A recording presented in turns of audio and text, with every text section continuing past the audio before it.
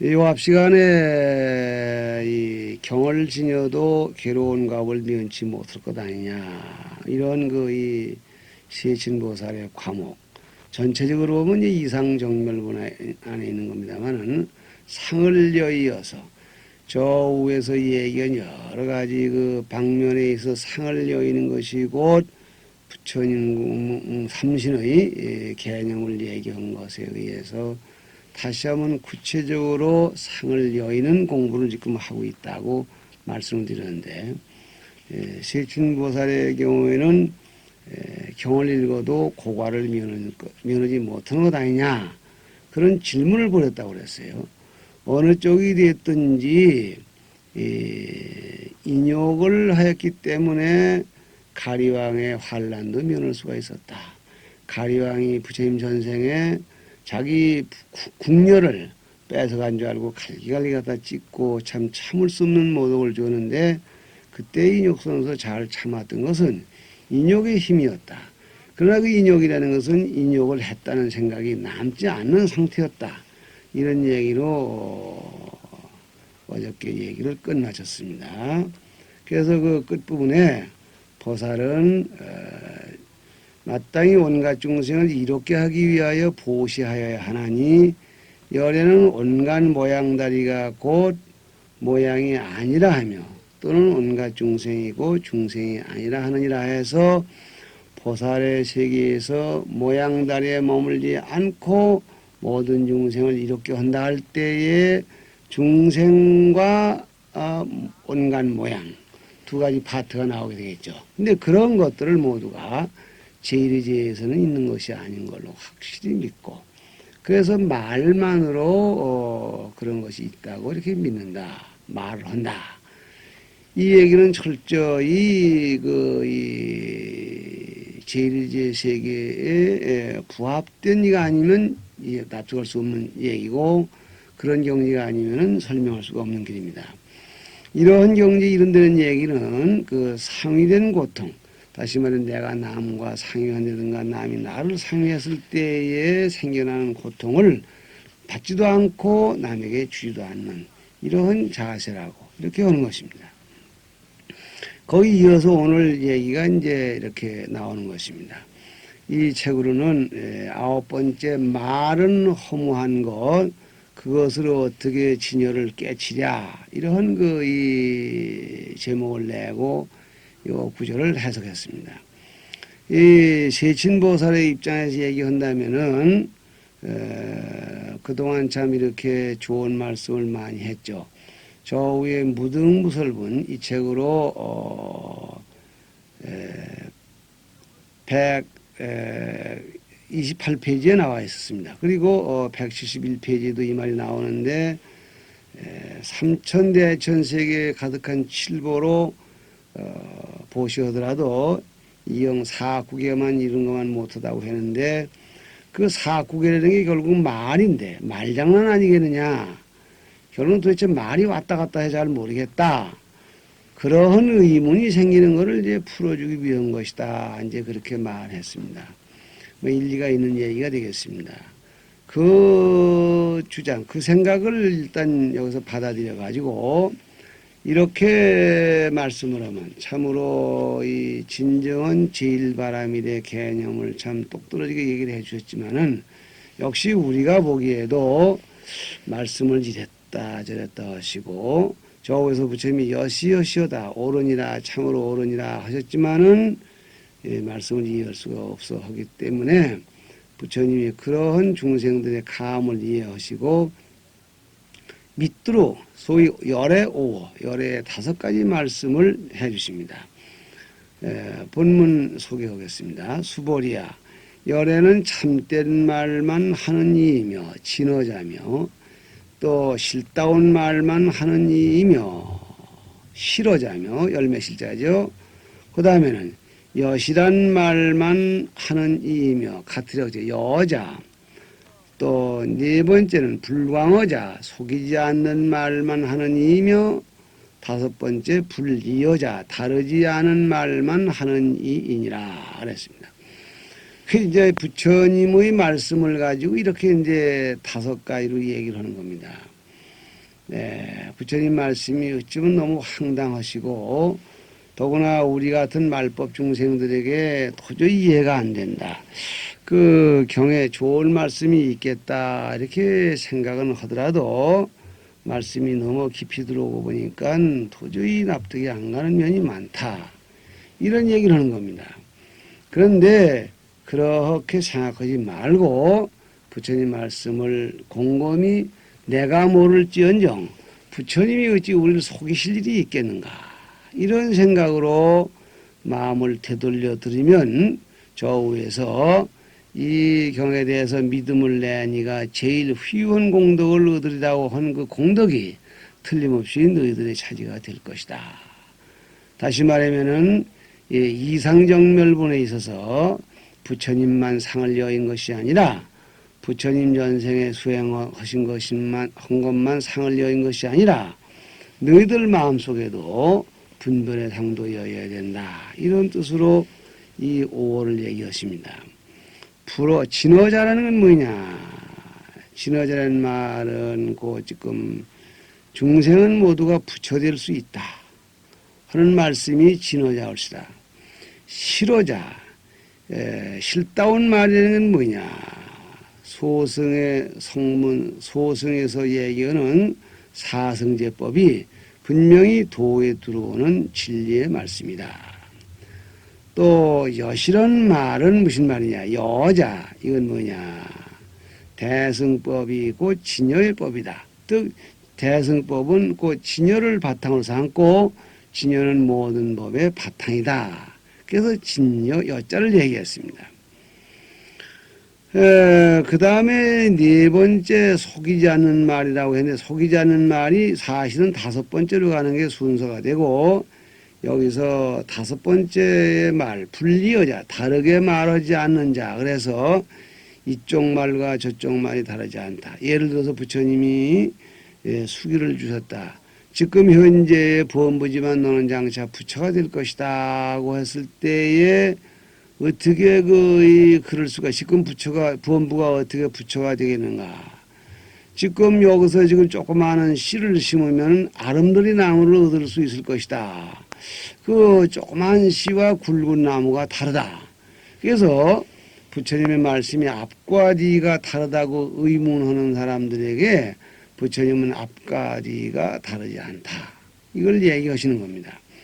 그래서 이제 불광어자, 쏘기자는 말이 다섯 번째 결론인데 이러한 네 가지 말씀을 가지고 어느 하나도 중생을 쏘기기 위해서 이루어진 말씀은 없고 모두가 다 사실 그대로 진리 그대로 중생들 근기 그대로 일러주신 것인데 만약에 이 말이 쏘긴다고 이해가 안 된다. 즉 쏘긴다고 해서 의심을 일으킨다 할 때에는 의심을 일으키는 자기 자신의 허물일 뿐이지 부처님은 결코 쏘기심이 없다. 이런 얘기를 하시려고 다음 말씀에 복선을 깔고 계시는 겁니다. 수보리아 열의 소득법은 차법이 무실무헌이라 그랬습니다. 수보리아 열애가 얻은 법은 이 법이 실도 없고 허도 없느니라 그래서 그러면 열애는 진어라는 법을 얻고 실어라는 법을 얻고 열애라는 법을 얻고 불광하라는 법을 얻은 게 있는가 보다 할까봐 열애가 얻은 법은 사실은 실도 없고 허도 없다. 열애가 지금 얘기했지만 이것을 실이라고 말할 수 없고 허라고도 말할 수가 없어. 왜 실이라고 말할 수가 없느냐. 제리지에서 보면 이 연이 불광하냐는 말도 소용이 없기 때문에 실이라고 말할 수가 없고 세속제로 봐서 중생들에게 설명을 하자니 없을 수 없기 때문에 허라고 말할 수 없고 이렇게 이해하라 그런 말이야. 다시 말하면 이것 또한 머무는 데 없이 마음을 내는 얘기와 똑같은 얘기겠죠. 이렇게 지금 거룩하신 부처님 말씀을 있는 그대로 믿으면 좋겠는데 보통 그걸 믿지 않음으로 해서 우리는 생각의 차이가 생기고 실천의 차이가 생기고 그로 인해서 얻음의 차이가 생기는 겁니다. 그래서 그 다음 대문이 넘어가서 189페이지가 되겠습니다. 이 대목에 들어와서 이 세친의 27단위에서는 진여가 두루 했건을 어째서 얻는 이도 있고 얻지 못한 이도 있는가 이런 얘기를 이렇게 그 항목을 세웠습니다. 다시 말하면 진여가 두루했다는 왜 지금 깨닫는 이와 깨닫지 못하는 이가 있는가 했는데 이 진여가 두루했다는 얘기는 저 위에 무등무설본 124페이지가 되겠습니다. 거기에서 일체 성현은 모두가 무위법에 의해서 이루어진다 그랬습니다. 무위법이 하나라면 어찌해서 부처님도 있고 보살도 있고 성문도 있고 또 우리 같은 부모도 있는가 이런 의심을 인제 와서 하게 됐다는 것이죠. 그러나 그렇게 대보면 또 말이 안 되는 건 아닙니다만은 오늘 나는 헛배기 그 강의라고 해서 여우의 부처님은 진어자며 실어자며 여자며 불광하자며 불리어자 하는 그런 도리를 가지고 우리에게 말씀하시는데 우리는 부처님을 그 여러 가지 말씀하신다고 해서 그 말씀이 실이 있는 것도 아니고 허가 있는 것도 아니고 무실무한 말씀을 오직 중생을 위해서 간담을 털어놓으신 얘기다. 이렇게 믿기만 하면 될 터인데 그걸 믿지 않으면 안 돼. 그래서 당신의 말씀을 즉 열의 오호가 어떠한 우리에게 영향을 주느냐 너희들이 믿으면 어떤 이익이 오느냐 이거를 말씀하시기 위해서 이 대목이 오는 것입니다. 온다고 보는 것입니다. 본문 소개하겠습니다. 수보리야 어떤 사람이 어떤 보살이 마음을 법에 머물러 보시하는 것은 마치 어두운 곳에 있는 사람이 아무것도 보지 못하는 것 같고 그랬습니다. 마음을 머무른다. 마음을 머무르는 사람은 열의 오호가 해당이 없습니다. 열애가 이렇게 말해도 속은 딴 마음으로 받아들이면은 열애의 말씀이 진실한 말이 되질 않지요. 그래서 보살이 마음을 법에 머물러 무엇인가 법을 머물러서 보시 좋은 일을 한다면 그 좋은 일이 될 수가 없고 공덕이 하나도 없죠. 그래서 그 비유하자면은 마치 어두운 곳에 있는 사람이 아무것도 보지 못하는 것 같고 또 반면에 어떤 보살이 마음을 법에 머물지 않고 보시하면 눈 밝은 사람이 햇빛 아래서 여러 가지 물건을 보는 것 같으니라 그랬습니다. 눈 밝으니 좋은데 더구나 햇빛 밝은 데 있으면은 얼마나 좋으냐 그 말입니다. 그러면은 이 비유 한 토막의 비유를 놓고 네 가지로 나누어 얘기를 합니다. 마지막에 눈 밝은 사람이 햇빛 아래서 여러 가지를 본다 하니까 이거는 최고로 좋은 겁니다. 그러면 눈 밝은 사람이 어두운 데 있는 경우 또 눈이 밝지 못한 사람이 어두운 데 있는 경우 눈 밝지 못한 사람이 밝은 데 있는 경우 이렇게 해서 네 가지로 쪼개지는데 처음에 것은 나쁜 것의 극단을 얘기를 했고 지금 요 후대목은 뒷대목은 좋은 것의 극치를 얘기를 했습니다. 그러니까 눈 안 좋은 사람이 어두운 데 있건 밝은 데 있건 이거 아무 의미가 없습니다. 또 눈 밝은 사람이라 하더라도 밝은 데 있어야지 어두운 데 있으면 아무것도 안 보입니다. 그러면 눈 밝은 사람이 밝은 데 있으면 환히 나 보입니다. 속담에 봉사가 자기 눈 먼 건 생각 안 하고 개천을 나무랜다는 말이 있죠. 자기 눈이 밝지 못해 가지고 개천에 빠진 사람이 그 개천을 나무라는 건 마찬가지로 자기 마음속에 착한 게 집착이 있어 머무는 데가 있이 보시오면은 열애의 진어자 실어자 오어가 하나도 쓸모가 없는 얘기고 우에서 부처님께서 하신 얘기가 하나도 공덕이 없고 거짓말이 되겠죠. 그래서 마치 이것은 눈 어두운 사람이 어두운 데 있건 밝은 데 있건 또 눈이 설사 조금 밝았다 하더라도 어두운 데 있는 것과 같다. 자기 자신 눈을 감고 있는 것과 같다. 그런데 부처님은 해와 같아서 눈 어두운 사람이 눈을 감았건 또 이제 눈 밝은 어두운 데 갔건 해는 항상 변치 않고 있는 것이어서 그늘 준 데는 물건이 그늘 지었을 뿐이지 해는 항상 있는 것이어서 변함이 없듯이 부처님의 말씀은 항상 밝아 계시니 마음 터놓고 의지해라 그런 얘기입니다. 그래가지고서 이 끝부분에 지경 경을 이루는 공덕이 여기서 하나 나오는데 190페이지가 되겠습니다.